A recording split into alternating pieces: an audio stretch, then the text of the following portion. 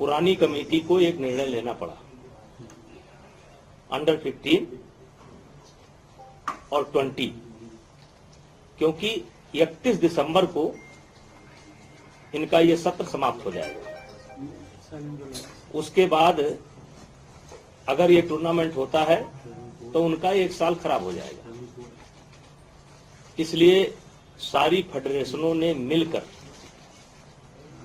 ये फैसला लिया कि किसी तरीके से खेल का एक वातावरण शुरू हो। और नंदिनी नगर में इसलिए रखा गया क्योंकि हर फेडरेशन के लोगों ने हाथ खड़ा कर दिया कि 4-5 दिन के अंदर हम कोई व्यवस्था नहीं कर सकते हैं। उस मीटिंग में एक तरीके से मेरे विदाई का जैसे परंपरा होती है, कोई अध्यक्ष रहता है और तो उसको एक तरीके से जब वो छोड़ता है अपना कार्यकाल तो एक विदाई समझ लीजिए और 2-4 शब्द बोलना पड़ता है। तो इस नाते मैं भी वहां पर गया था और ये बच्चों का 15 साल के बच्चों का और 20 साल के बच्चों का साल खराब ना जाए और खेल का वातावरण फिर से शुरू हो, इसलिए नंदिनी नगर में इसे कराने का फैसला आम सहमति से लिया गया। 25 के 25 फेडरेशनों ने अपनी लिखित और मौखिक दोनों सहमति दे रखी। खैर मुझे इस पर कुछ नहीं कहना है। और मैंने 12 साल तक कुश्ती के लिए काम किया, अच्छा किया या गलत किया इसका मूल्यांकन समय करेगा। और एक तरीके से कुश्ती खेल से मैं संन्यास ले चुका हूं, मतलब कुश्ती से मैं अपना नाता तोड़ चुका हूं। अब जो भी फैसला लेना है, सरकार से बात करना है या कानूनी प्रक्रिया को अडॉप्ट करना है, ये चुने हुए जो फेडरेशन के लोग हैं वो अपना फैसला लेंगे। मैंने कुश्ती से संन्यास ले लिया है, मेरा लोकसभा का चुनाव आ रहा है और भी मेरे पास बहुत काम है। तो अब जो भी कहना होगा, सरकार से बात करनी होगी या कोर्ट में जाना होगा, इससे मेरा कोई लेना देना नहीं है। अब ये नई फेडरेशन करेगी। सर सवाल पूछूं? एक एक करके एक सवाल एक बार। सर 11 महीने से पूरा खेल बंद हुआ पड़ा था। 31 दिसंबर के बाद अगर ये टूर्नामेंट आप लोग कराते तो 1 साल युवाओं की बर्बाद होती, ये आपने कहा है। लेकिन सर सवाल ये उठ रहे हैं कि नंदिनी नगर में कराया और साक्षी ने सबसे पहले ट्वीट करके ये कहा कि वहां पर अभी भी मैं सरकार से निवेदन करूंगा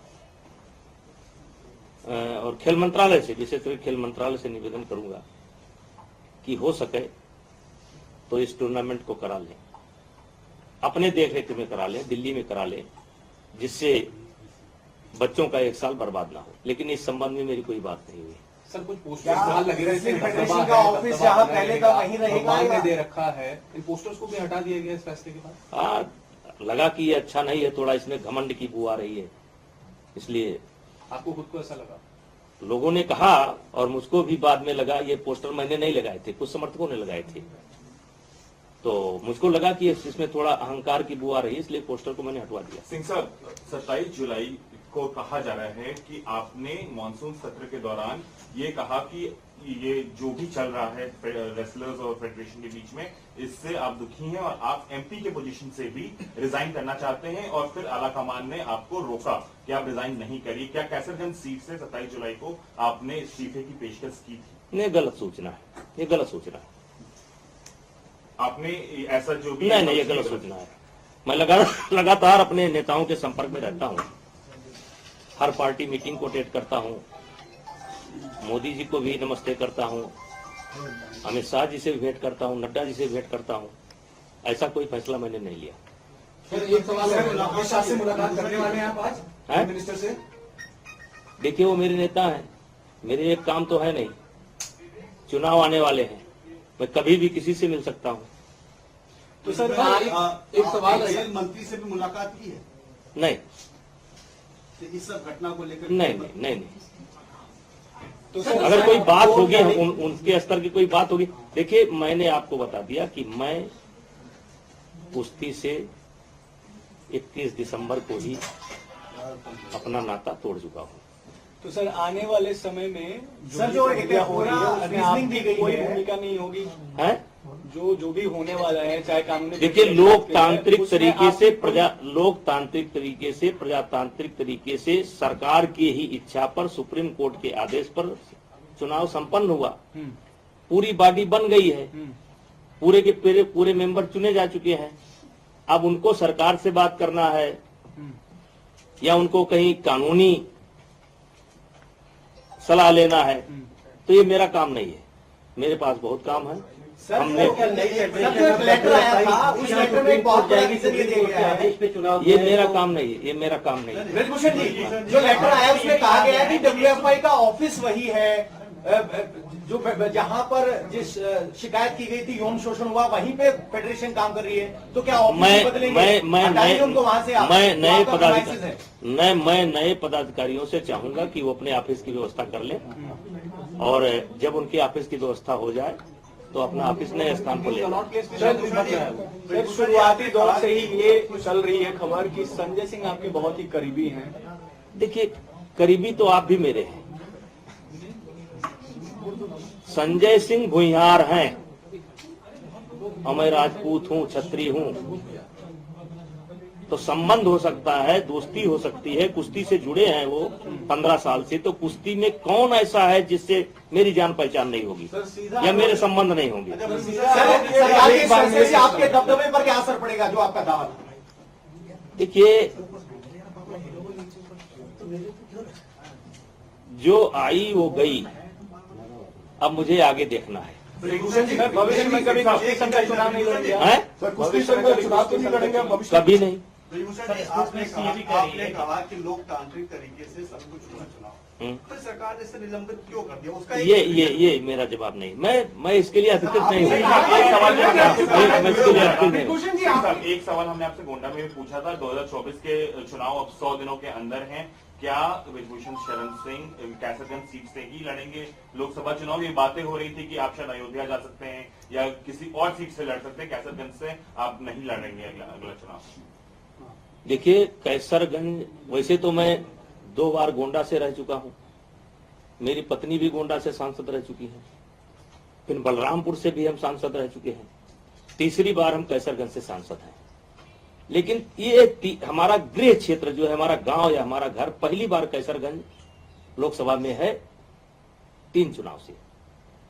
तो हमारी तो प्राथमिकता यही है कि हम अपने घर से लड़ें, और बाकी पार्टी की इच्छा।